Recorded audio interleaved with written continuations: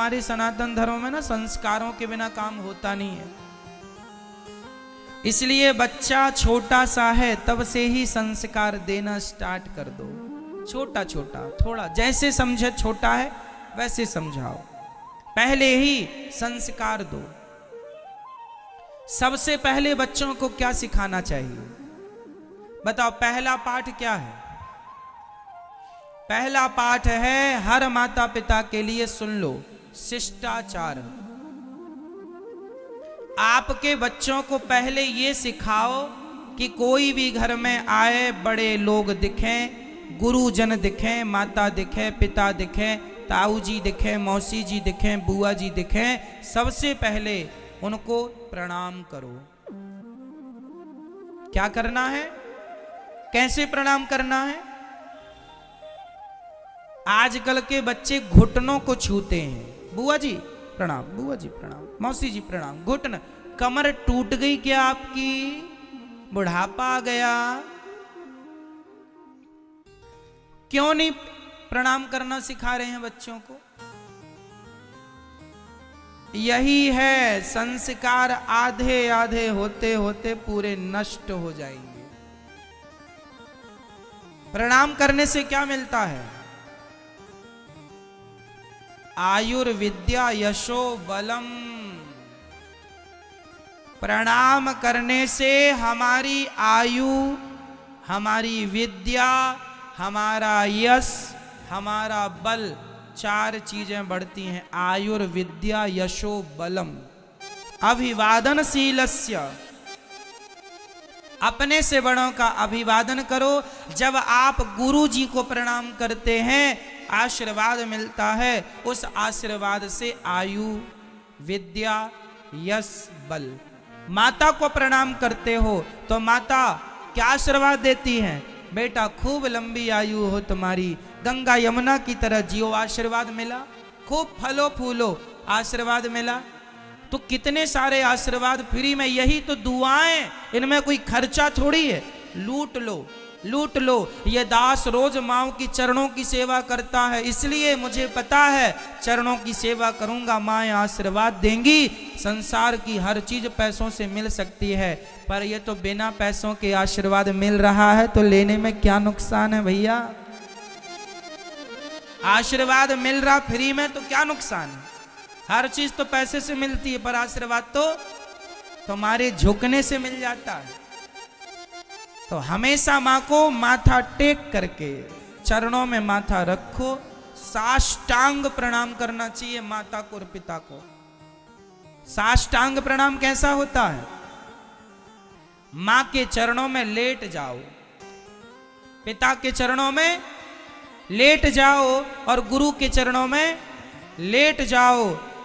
अपने से बड़ों के चरणों में लेट कर प्रणाम करना, ये श्रेष्ठ। भगवान का दर्शन, आप लोग बिहारी जी को कैसे प्रणाम करते हैं? कई लोग मैं देखता हूं बिहारी जी का दर्शन करते हैं और दर्शन करके निकल आते हैं, प्रणाम नहीं करते। आप जाके देख लेना मंदिर में, अक्सर लोग, आप लोग इतनी दूर दूर से आए हैं, आप लोग दर्शन करते हैं और निकल लेते हैं जल्दी से। आप प्रणाम नहीं कर पाते भगवान। बताओ आपने कितनी बार बिहारी जी को प्रणाम किया? नहीं किया? एक भी बार किया है? कैसे किया? लेट के किया है? दंडवत किया है? तो अच्छा है। कई लोग दर्शन करते हैं, प्रणाम नहीं करते, निकल आते हैं। ये भी अपराध है, आपको पता है? 36 प्रकार के सेवा अपराध लिखे हैं भागवत जी में। भगवान के मंदिर जाना और मंदिर जाकर भगवान को प्रणाम ना करना, ये बहुत बड़ा अपराध है। इसलिए मंदिर जाओ, पहले भगवान को टुकुर टुकुर देखो, बिहारी जी को दर्शन करो और दर्शन करने के बाद किनारे खड़े है करके और लेट जाओ। लेट जाओ, दंडवत। हे नाथ मैं आपकी हूं। माताएं ना लेटे, माताओं को दंडवत नहीं करना चाहिए। स्त्रियां लेट कर प्रणाम ना करें, पुरुष लेट कर प्रणाम करें। 8 अंग जमीन से टच हो उसे साष्टांग कहते हैं। दंडवत करते समय पुरुषों को ध्यान ये रखना चाहिए कि कमर के पीछे का हिस्सा आपका उठा होना चाहिए, जबकि घुटने आपके जमीन में टच होने चाहिए और आपके हाथ, आपका छाती, आपका सिर जमीन में हो, ये साष्टांग है। पर कमर के बाद का हिस्सा घुटनों तक के बीच का थोड़ा सा 1-2 इंच जमीन से ऊपर होना चाहिए। ये साष्टांग प्रणाम है। स्त्रियां लेटकर प्रणाम ना करें। स्त्रियां घुटनों के बल बैठकर दोनों हाथ आगे बढ़ाकर सीधा आकाश की तरफ हाथ करके और अपना माथा जमीन पर टिका दें। ये स्त्रियों का प्रणाम है।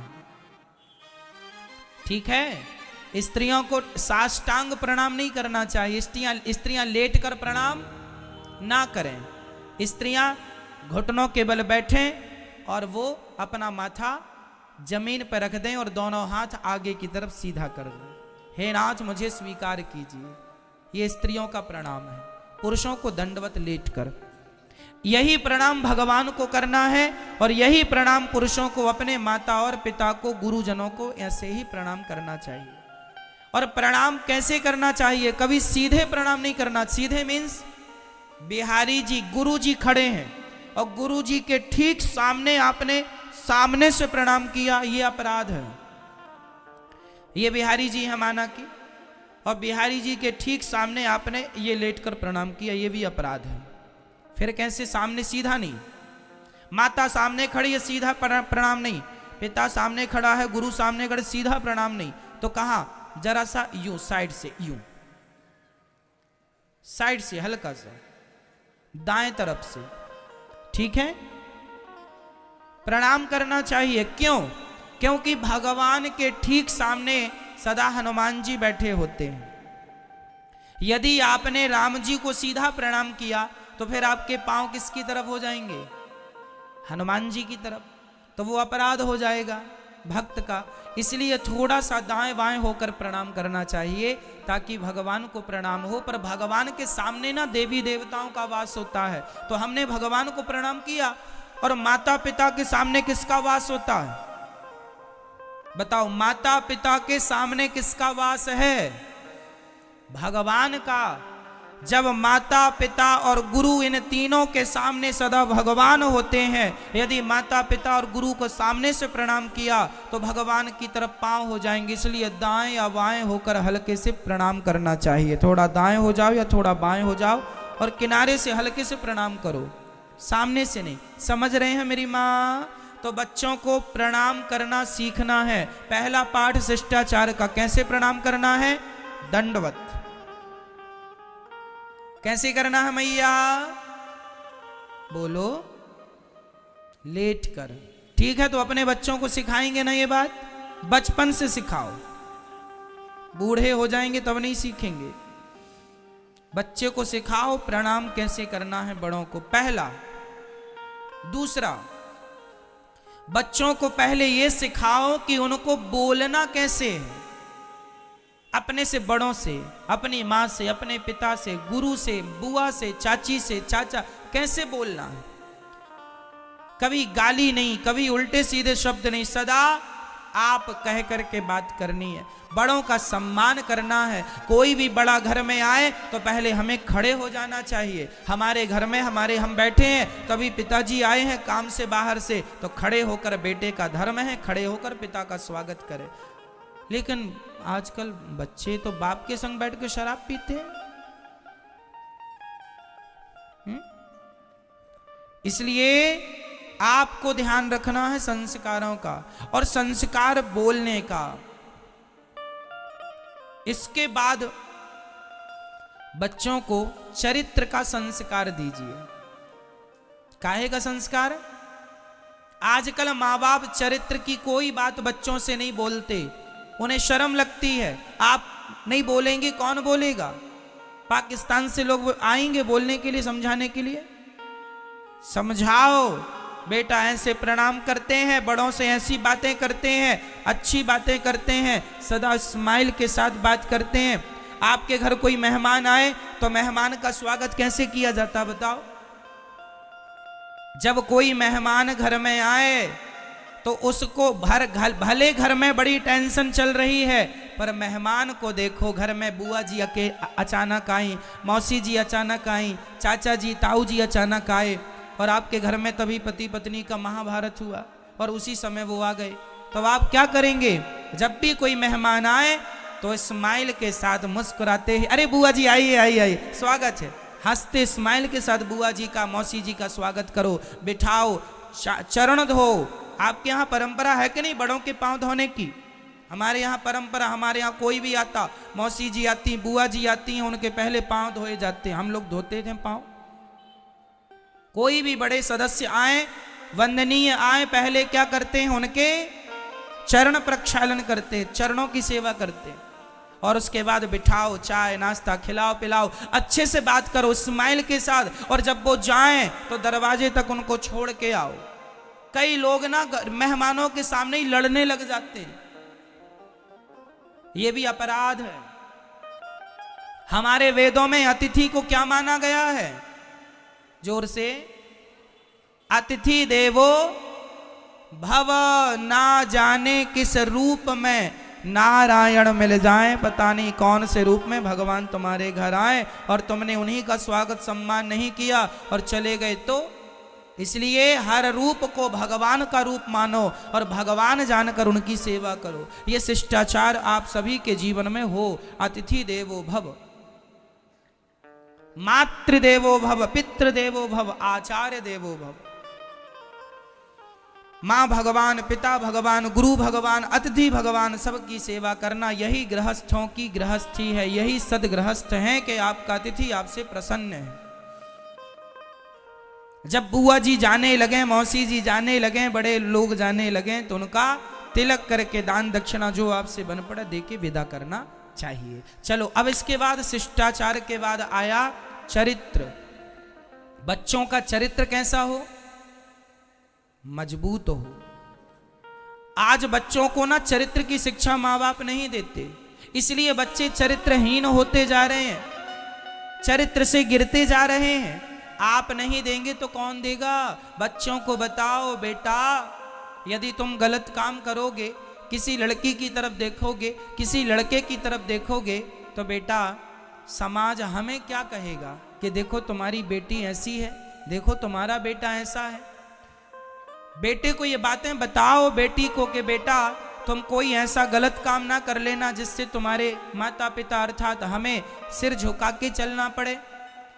तुम गलत काम करते हो ना तो तुम्हारे माँ बाप को समाज ताना मारता है, देखो फलाने की बेटी भाग गई लड़के के संग, फलाने का बेटा भाग गया, तो ताने मारता है समाज। तो क्या आप अपने माँ बाप को इस दिन के लिए आप पैदा हुए थे कि ये दिन आप दिखाएंगे अपने माँ बाप को? चरित्र जरूरी है। बताओ हमारे पास धन का होना जरूरी है या चरित्र का होना जरूरी है? धन तो बाद में आ जाएगा, चरित्र चला गया तो कैरेक्टर जरूरी है। इसलिए चरित्रवान बनो। किसी स्त्री को गंदी निगाहों से ना देखो। अपनी इच्छाओं पर, अपनी विषय वासनाओं पर कंट्रोल, इसलिए हमने पहले ही कह दिया कंट्रोलिंग जरूरी है अपने आप में। जिस आदमी के अंदर खुद में कंट्रोलिंग नहीं, वो आदमी नहीं, शैतान है। रावण ने सब जीत लिया था। रावण ने देवताओं को, दिक्पालों को, नागों को, यक्षों को, गंधर्वों को, सबको जीत लिया। हार गया तो केवल अपनी इच्छाओं से हार गया और चुरा के ले आया माता सीता को। एक स्त्री को गंदी निगाहों से देख लिया। रावण सबको जीत लिया, बस अपनी काम वासना को ना जीत पाया, जिसके कारण युग बीतने के बाद भी आज गली गली उसके पुतले जलाए जाते हैं। क्यों जलाए जाते हैं? क्योंकि केवल सबसे जीत गया था, काम वासना से हार गया। ये भगवान की माया बड़ी प्रबल है, इसलिए चरित्र जरूरी है मेरी मां। बच्चों को सिखाना, नहीं तो बाद में रोना पड़ेगा। आगे पाठ है शिक्षा। बच्चों को शिक्षित बनाओ। आप लोग शिक्षित जरूरी, शिक्षा जरूरी है। आप लोग शिक्षित हैं या नहीं? बताओ शिक्षा किसे कहते हैं?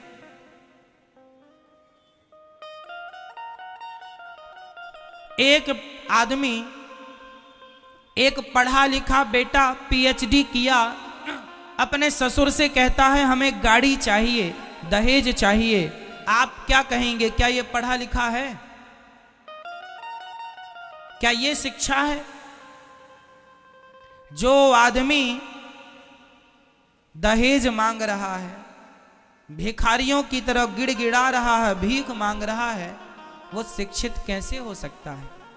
शिक्षा वही है, उसी आदमी को शिक्षित समझिएगा जो अपना परिवार अपनी मेहनत के बल पर चला रहा है, कमा रहा है, भगवान पर विश्वास है, मेहनत करता है, जो पैसे मिलते हैं उसी से परिवार का पोषण करता है, वो किसी के आगे हाथ नहीं फैलाता, वो सबसे ज्यादा शिक्षित है। और वो लोग सबसे बड़े मूर्ख हैं जो शिक्षित होकर भी कहीं घूस लेते हैं, कहीं व्यर्थ का पैसा मांगते हैं, साइन करने का पैसा, ये काम का पैसा सरकार दे रही है, वो अलग अलग से और मांगते हैं, 2 नंबर का घूस। हाँ या ना? ये कौन लोग हैं? ये समाज, ये देश पर, समाज पर बोझ है। क्या है? बोझ है। इतना भ्रष्टाचार है भारत में कि आप छोटा सा काम कराइए, उसमें आपको बहुत सारा पैसा देना पड़ता है। हाँ या ना? बोलो हाँ या ना? देना पड़ता है। सरकारी काम जितने भी होते हैं अधिकाधिक उसमें 2 नंबर का पैसा देना पड़ता है। हाँ या ना? कौन लोग हैं ये? अनपढ़ लोग नहीं हैं, ये सारे लोग पढ़े लिखे हैं। ऐसे पढ़े लिखों को ही मूर्ख कहा जाता है। ये सबसे बड़े मूर्ख हैं जो दूसरों के आगे हाथ फैला रहे हैं, जिन्हें अपनी मेहनत पर विश्वास, ये जल्दी से धन्ना सेठ होना चाहते हैं, लेकिन यही लोग सबसे ज्यादा दुखी भी हैं। यही लोग सबसे ज्यादा दुखी भी हैं। मैं आपसे हाथ जोड़ के कहता हूं, कभी आप भ्रष्टाचार ना कीजिएगा। जितना आपको ईमानदारी से मिल रहा है वो आप रखिएगा, वही आपका असली धन है, वही मेहनत की कमाई है। व्यर्थ की ना, हमें तो लाख रुपए करोड़ रुपए जमीन में मिल जाएं पड़े हुए, हम तो ना छुएं, देखें भी ना। हम कभी नहीं देखते किसी के धन को। जो हमारी मेहनत का 2 रुपए 5 रुपए वो मेरा है, व्यर्थ का मेरा नहीं है। ईमानदारी जरूरी है। तो आप अपने बच्चों को ईमानदारी का पाठ पढ़ाएंगे या नहीं? हाँ या ना? आजकल ये पाठ स्कूल कॉलेज में नहीं पढ़ाया जाता। काश पढ़ाया जाता तो आज इतना भ्रष्टाचार ना होता मेरे देश में। इतना भ्रष्टाचार है भारत में कि सड़कें बनती हैं और 2 महीने बाद खोद दी जाती हैं। इसलिए कि सीवर की लाइन भूल गए, तो ये लाइन भूल गए बिजली की, तो ये उसके लिए क्यों बनाएंगे, खोदेंगे तो पैसा जेब में आएगा।